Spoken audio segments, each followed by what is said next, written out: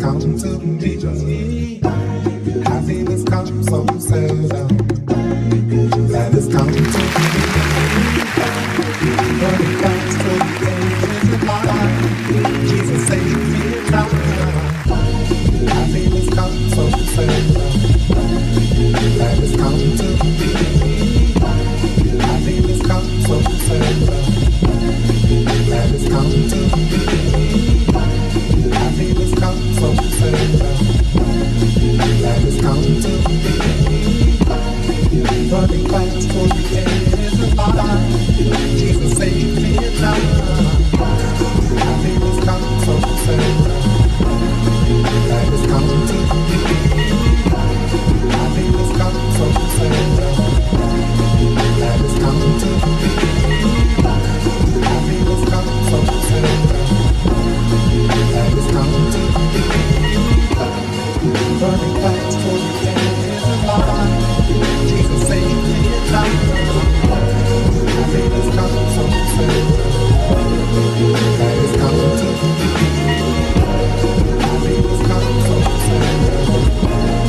That has come to me.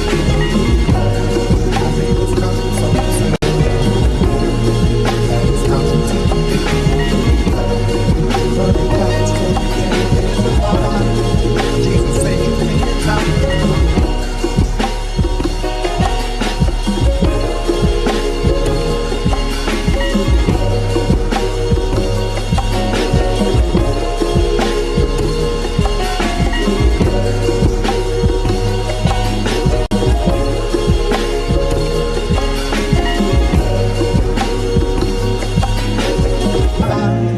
Jesus saved me now. Happiness comes so seldom. That has come to me. Happiness comes so seldom. That has come to me. Happiness comes so seldom. That has come to me. Running fast to the edge of my life. Jesus saved me now. Happiness comes so seldom. That has come to me. Happiness comes so seldom. That has come to me. Happiness comes so seldom. That has come to me. Running fast for the edge of my life. Jesus saved me now. Happiness comes so seldom. That has come to me. Happiness comes so seldom. That has come to me. Happiness comes. That has come to me. Running fast for the edge of my life. Jesus saved me now.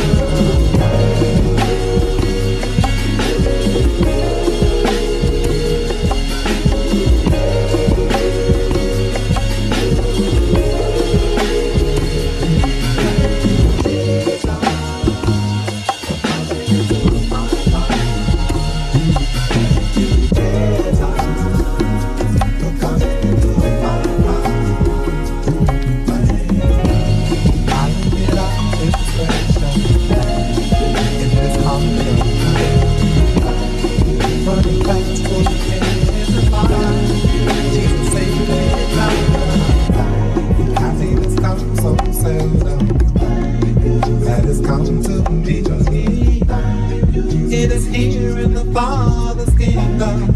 It was there for me. You took me, and you washed away my sin. You washed away my sin.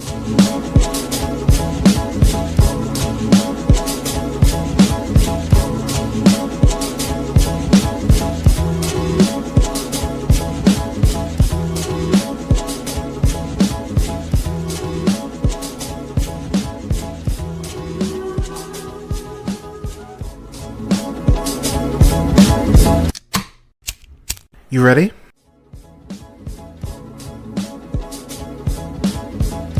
You're listening to the Real Pineapple Podcast Network.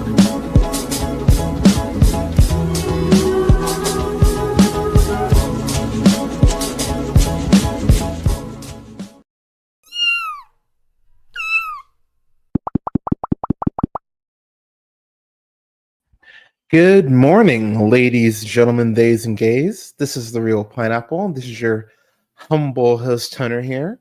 Happy Saturday, y'all. Unfortunately, my Monday sadness, but I had a really good couple days. Hi, buddy. Working through Halloween movies, so you'll be seeing a lot of Halloween reviews coming over the next up really through Halloween. Um, but um, but I watched Megan or rewatched Megan because Alea hadn't seen it and she loved it because Megan is wonderful. My review of Megan's actually up on the channel right now if you have not listened to it. I'll be reviewing Megan 2.0. I've seen it already, but I kind of want to rewatch it, so we're gonna rewatch that at some point. Um, gonna watch Sinners this upcoming week.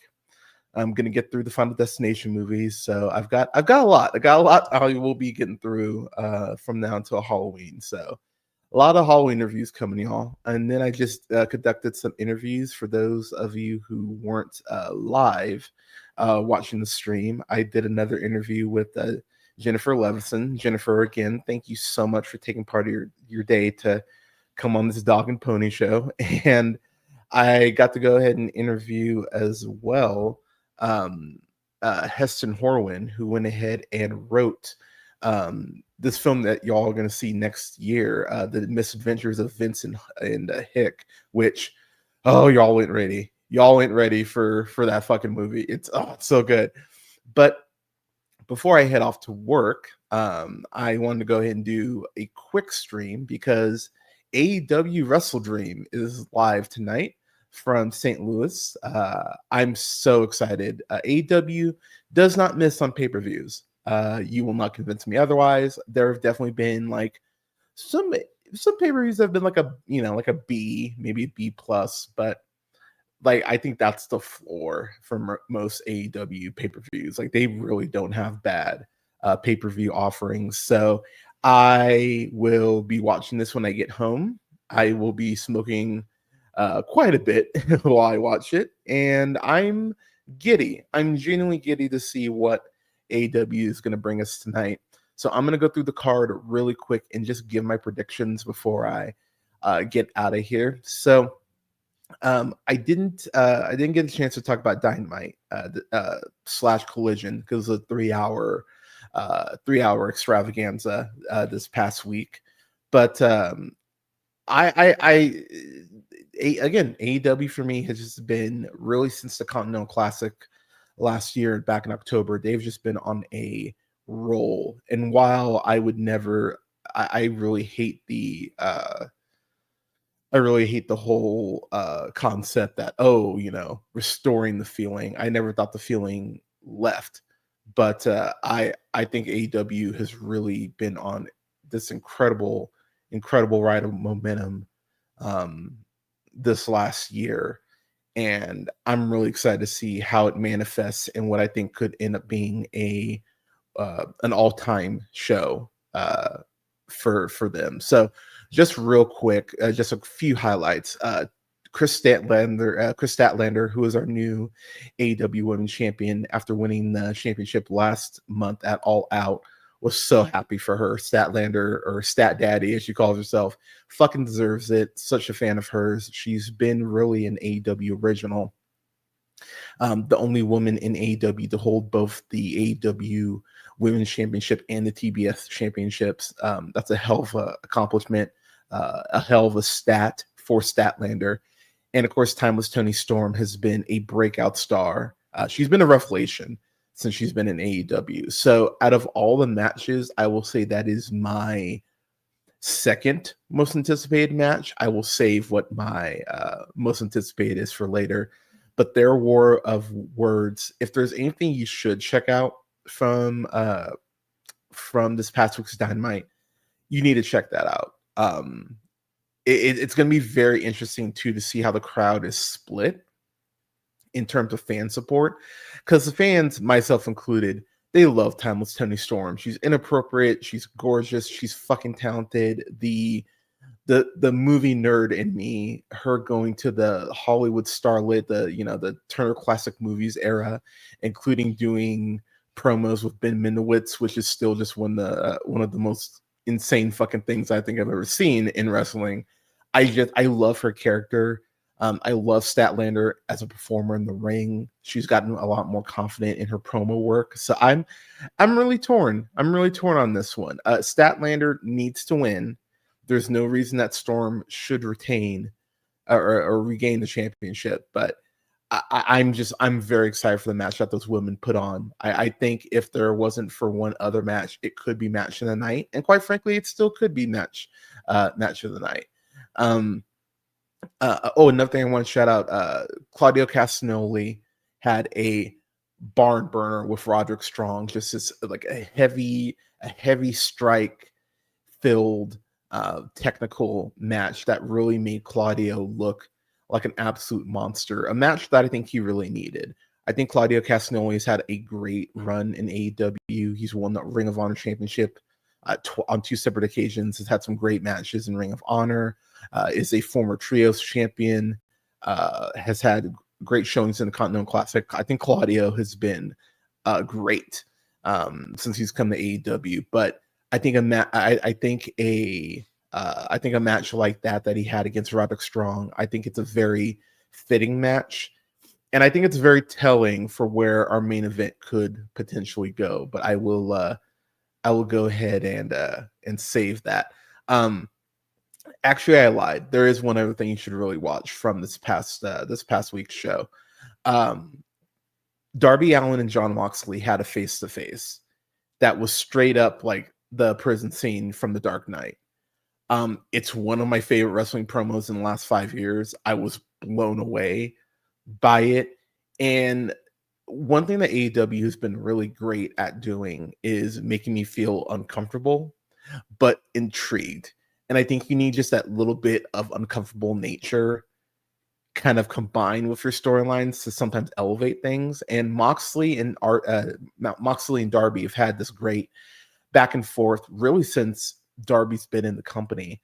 It's kind of similar to the work that Darby was doing with Cody, except this is more intense. And I think with Darby Allin climbing out Mount Everest and literally getting hit by a bus, I don't know how Darby Allin is still standing. I don't know how he is still a part of this world. I don't know how he's still fucking wrestling at such a high level. Jon Moxley, it's kind of a running joke amongst AEW fans that is he ever going to get that vacation? I think tonight is kind of the beginning of that. But to kind of go through my official synopsis, or not synopsis, but my official thoughts here. I'm gonna run down the card first, and then I'll go through and make my my predictions. So the conglomeration: Orange Cassidy, Kyle O'Reilly, Roderick Strong, and Tomohiro Ishii. Love Ishii. They're gonna be taking on the Death Riders in Daniel Garcia, Pac, Wheeler Yuta, Claudio Castagnoli. I think the Death Riders go ahead and get a win to start off the night. Unfortunately, as much as I love Ishii, I think Ishii is there to take the pin. I'm gonna say Claudio gets the pin, and I think that'll set the tone, and I that'll come back to a prediction I have here in just a moment. But I'm gonna say the Death Riders get that one. Eddie Kingston and Hook are gonna be in action. Looks like they're building them up in the tag team division, which I really like the combination of Hook and Kingston. So they're clearly gonna win that. They've been feuding over the last several weeks, really for the last month or so, since FTR took out Adam Copeland's wife, Beth, with a spike pile driver. Fucking vicious, by the way. I really love heel FTR, and I think the partnership with Big Stokely Hathaway has been great for their heel work, great for the heel characters. I love Kevin Knight and Speedball Mike Bailey. I think Jet Speed has been fantastic as a tag team. I think they win the tag titles by this time next year. I think they're tag champions, but I love Jet Speed as a tag team. I'm really torn on this. I think FTR wins by some tomfoolery, but I don't think this is the last match that these two teams have. I could actually see if it were me, booking, which Tony Khan, you can totally call me anytime you want for for wrestling booking advice. You know, I'm on the internet. I know more than you. Um, but I would, yeah, AEW, please give me a job. But I think there will be like a 2 out of 3 falls match. If I was booking it, I would book a 2 out of 3 falls match between these two teams. Have that main event collision. I think I think that would be fantastic. But yeah, I think FTR gets the win here with some tomfoolery. Moving on, we've got Penelope Ford and Megan Bayne. Penelope Ford and Megan Bayne, they take on Willow Nightingale and Harley Cameron. Harley has been teaming with Chris Statlander, but of course she's defending the AEW Women's Championship tonight. So Willow goes ahead and teams with her. With Blood and Guts upcoming, Ford and Bayne will get the win here. I love Megan Bayne. I think she's been booked incredibly well, the Mega Sis, since she's come to AEW. I'd like to see Ford get the win. I'd like to see Ford get the pin on Willow. And I love me some Willow Nightingale, and I believe she will be champion next year. But in order to build up the tag team, the women's tag team titles, in terms of that tournament coming up and the Blood and Guts match coming up as well, I think Ford and Bayne get the win here. A Tornado Trios match, we get the Hurt Syndicate, Bobby Lashley, Shelton Benjamin, and MVP versus The Demand with Ricochet and GOA, Gates of Agony. So the Hurt Syndicate got their win back in that 6-man street fight on Dynamite this past week. And then, but the Demand went ahead and won it all out. So this is kind of the rubber match. I think Ricochet gets the pin on MVP, and I think the Demand gets a big win here. And I think from here, the Demand will move into a feud with the Ops for those AEW Trios Championships, which they should win. By the way, I love the Ops, but I think the Demand could go ahead and continue to elevate those Trios titles. And I'll kind of dive into that more, but I think I think the Demand gets to win here. A match that really should have taken place a couple months ago, but because Jamie Hayter got hurt after Double or Nothing, we've been slowly rebuilding back to this match, and it's finally here. Tekla, the Toxic Spider, representing the Triangle of Madness, goes one-on-one with Jamie Hayter. I love Jamie Hayter so much. I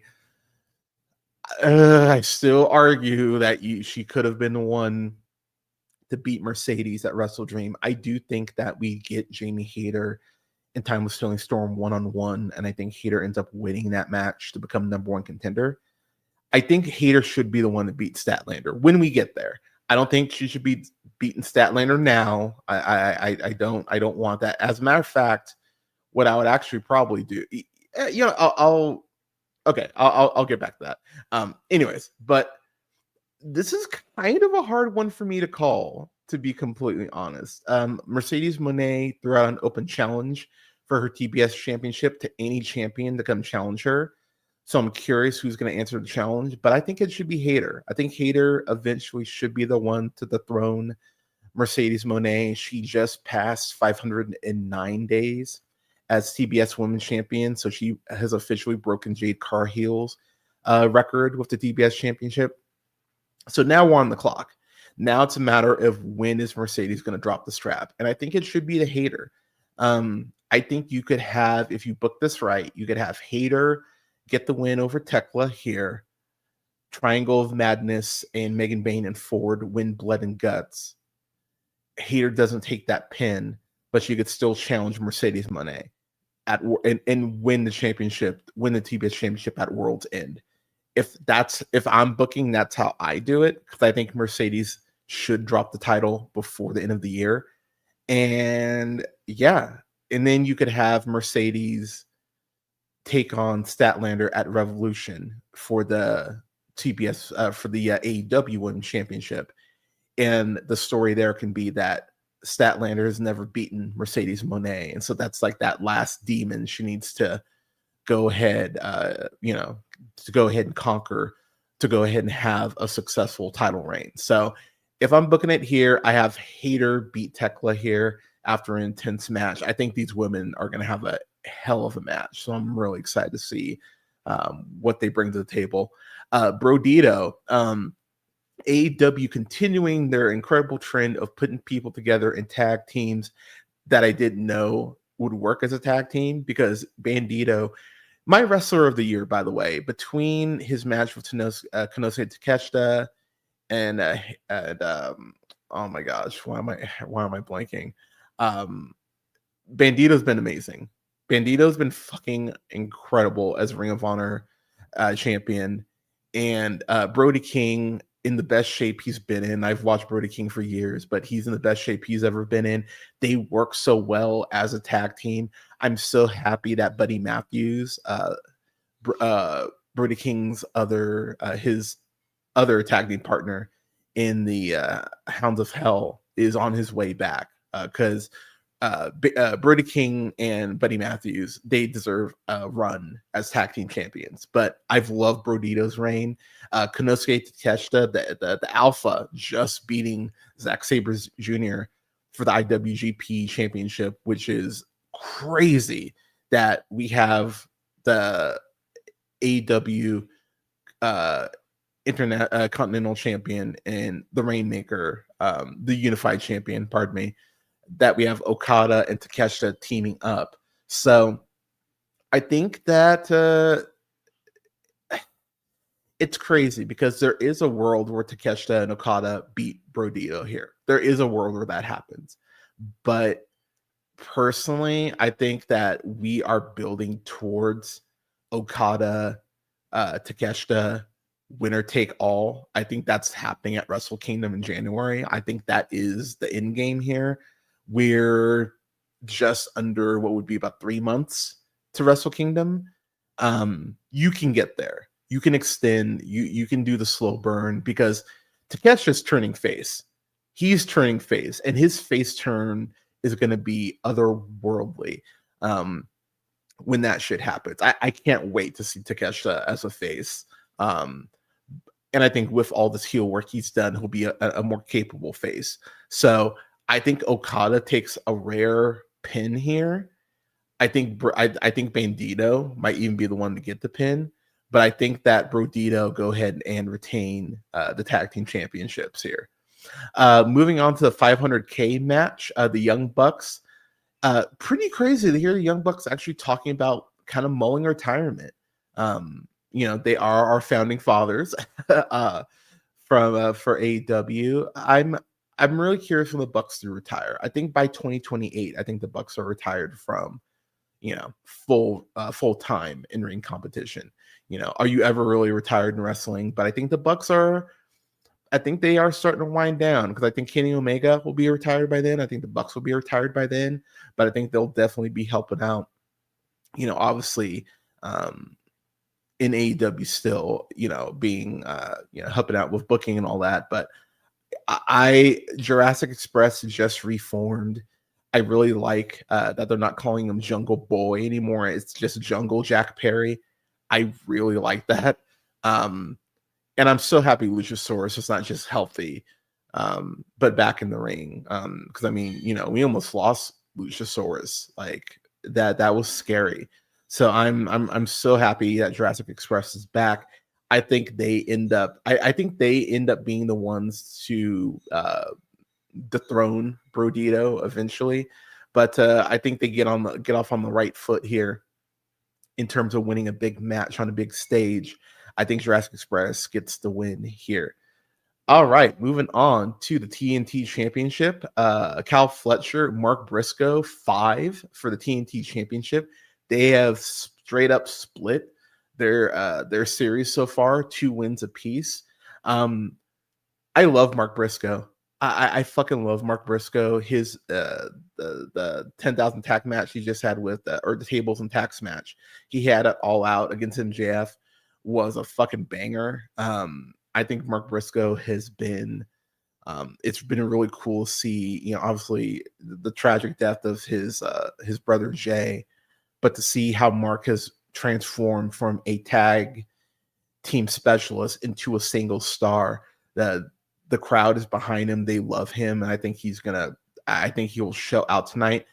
Kyle Fletcher had the performance of his fucking career at All Out last month against Hangman Page. Even though in my heart of hearts I knew Hangman would retain, there were a couple times I was like, oh wow, they actually got me on that. So I'm loving Kyle Fletcher. I love his association with Don Callis being probably the second most important, third most behind, I would say, Takeshita and Okada. But his association with Don Callis has been incredibly entertaining and fun. But here, I think Fletcher gets to win here and continues his ascent and continues to add to his legacy as a great TNT champion. But I'm excited to see this match because Fletcher and Briscoe have not had a bad match one-on-one. So I'm so stoked to see how it turns out. But I've got Fletcher winning here. Moving on to the aforementioned AEW Women's World Championship match, we've got Chris Statlander, the champion, taking on Timeless Toni Storm. I love Toni Storm. I've already hyped her up. I love Chris Statlander. Statlander should retain here. There should be no tomfoolery. Statlander should retain. I'm very curious what a loss for Toni Storm could do. Do we get like a more heel Timeless Toni Storm? Does she have like a psychotic break and potentially change her gimmick up to go to like a different decade? Like there's several directions this could go, but I've got Statlander winning here. And I think this could be the second best match of the night. I'm very excited to see what these women come up with and how they show out. So here's where it gets very interesting. I'm on the AEW site and it has the matches laid out. I have no idea if this is the match order, but if it were me, and I am very traditional in the sense that I think the title should more often than not be your main event, I don't think that should be the case here. Hangman Adam Page takes on Samoa Joe. Hangman Page giving Samoa Joe a title match because without the help of Joe and the Ops at All In, Hangman back in July, Hangman isn't the AEW Men's World Champion. So I appreciate the fact that he acknowledged that. But and if you remember back when Joe was champion at Revolution last year, Hangman Page tapped out to Samoa Joe. Swerve wasn't able to break it up, but Hangman has not beaten Samoa Joe at any point in AEW. So there's your story there as well. Samoa Joe's been just fantastic since he came back to Ring of Honor and joined AEW. Became the television champion, the king of television. Has been a TNT champion. Is a current trios champion with the Ops. Former AEW world champion. Samoa Joe's had like really a career resurgence in AEW after many saying that he was done and washed up after how he got injured in WWE and how he was booked in WWE. I'm very excited for this matchup. These two men have incredible chemistry, and they've always showed out. So I'm very curious to see how this match goes. But I've got Hangman retaining and continuing to solidify himself as a fantastic AEW champion. But I'm very excited for this matchup. And then what I believe will be the main event, and if I was booking it, will be the main event. We've got Jon Moxley, leader of the Death Riders, taking on Darby Allin in an I Quit match. So I Quit matches are, can be a mixed bag. You get something like The Rock and Mankind at Royal Rumble 99, where The Rock hit Mankind, Mick Foley, 16 times with a steel chair. It was only supposed to be like 7 or 8. Great job, Rock, you asshole. You can get your matches like JBL versus John Cena at Judgment Day. I Quit matches, obviously going back to like the NWA days, like, Stan Hansen and like Terry Funk. Like, you can have some like very interesting matches in terms of your last man, not last man saying your I Quit matches. I'm honestly a little scared of what Darby Allin and John Moxley are going to do, because they're both so fucking nuts and so insane, and they love AEW and they love wrestling so much. So I don't really know what could be capable enough to make one of these fuckers quit. So that's where my fear comes in, because I really don't know what these guys are going to do with each other. I think Darby Allin really needs this win. John Moxley has been the head lead of the lead of the Death Riders. He just recruited Daniel Garcia. Fuck y'all. He had a great AEW championship reign that started at Wrestledream last year, where he retired Bryan Danielson from full-time competition, which that still blows my mind. That was just a shocker of a match and of an ending. But I think Moxley he's been the American ace. I know Athena calls herself like the American Joshi.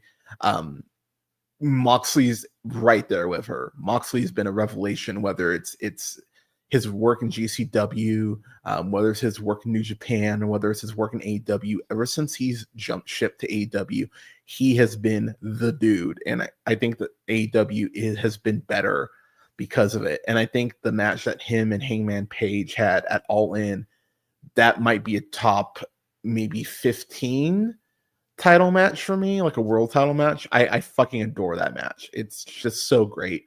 Darby Allin has really shown out on the big stage of Wrestledream. He's kind of been missing Wrestledream, whether it's his match he had against Christian Cage for the TNT Championship 2 out of 3 falls last year, or I think it was like the year before, whether it was his match he had against Brody King, which was an absolute banger. Darby Allin has been incredible at Wrestledream and on these big stages. I don't know who, like,